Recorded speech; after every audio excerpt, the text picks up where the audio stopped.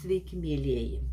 Štai ir vėl istorijos prie kavos. Ir šiandien aš jums paskaitysiu Michailo Landburgo istoriją Dievo pirštas. Vakarais, kai baimė prasiskverbdavo į akis, nosį, ausis, plėšė krūtinę, artėjo prie gerklės, Nyras prieidavo prie lango ir žvelgdamas į paslaptingą miesto šurmulį, šnekučiavosi su mirusia žmona arba su dukra, kuri ištekėjusi už Olando, anūką pasiėmė su savimi. Ta vakarą Nyrui galvojosi apie našlę Matildą ir nuėjo nuo lango, jis atsistojo po dušu, iššaukiant į save stiprią vandens srovę. Nuodėmingi mes, todėl ir nubausti. Pajutus grįžusi kūno stiprumą, pagalvojo Nyras. Visi mes nuodėmingi, visi verti bausmės. Kada paskutinį kartą buvai su vyru, paklausė jis našlės. Moteris neatsakė.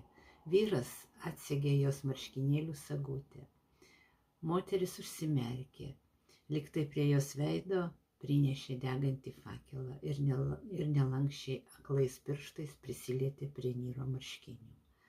Na štai, iškvėpė Nyras ir tuojau pat, vos girdint, pridūrė, man geriau išeiti. Ką jau ten, taip pat tyliai atsakė našlė. Išeik, jeigu Dievo pirštas taip rodo. Nyras pasakė, pavargau aš. Ką jau ten, mes visi pavargę. Aš tai nuo meilės, ar tai be meilės. Patylėk, paprašė Nyras. Ką jau ten? Grįžus pas save, Nyras tą naktį lengvai užmigo ir pamatė prieš save tyrą dangų. Po to jis pastebėjo, kad guli lauke, kur pilnam skaisčiai baltų ramonių, ir žmonos ranką pamatė. Ranka tiesėsi į jį ir kviečiant palikti lauką, šaukė pas save. Nyras papurtė galvą ir susivokė, kad tai visai ne žmonos ranka. Ji tiesėsi, o labai ilgas ir labai šviesus pirštas nurodo jam, kad liktų lauke. Nusišypsojo Nyras ir savo pasakė, nueisiu ir priskinsiu ramūnių, nueisiu ir priskinsiu.